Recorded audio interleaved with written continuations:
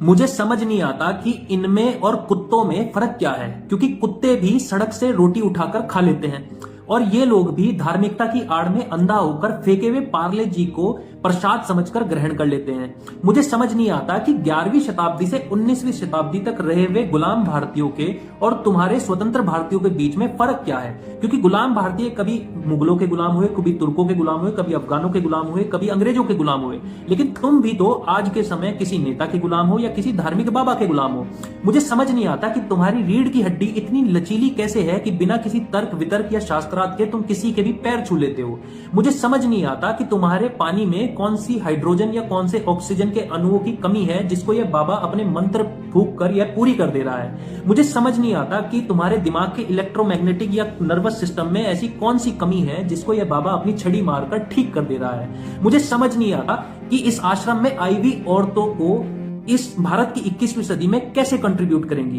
क्योंकि कल के समय में इस भारत की 21वीं सदी में ना तो वो कोई डॉक्टर पैदा कर सकती, ना कोई इंजीनियर पैदा कर सकती और ना ही वो कोई दार्शनिक पैदा कर सकती। वो अगर पैदा कर सकती है तो एक लंगड़े दिमाग की लंगड़ी सोच रखने वाला एक व्यक्ति जो फिर से कल को एक बाबा के सामने झुकेगा या फिर किसी नेता के सामने झुकेगा। वो पैदा कर सकती है तो किसी ऐसी रीढ़ की हड्डी से कमजोर वाले व्यक्ति को जो जॉब तो करेगा लेकिन उसमें कोई भी चेंज नहीं ला पाएगा। मुझे ऐसा लगता है कि भारत देश ना होकर एक बाबाओं का मेला बन चुका है, जहां पर धार्मिकता को अपना खेल बनाकर हर बाबा अपनी दुकान पर उसका खेल चला रहा है और धार्मिकता की आड़ में अंधा हुआ यहाँ का समाज उसी धार्मिकता को खेल देखकर नशे में झूम रहा है।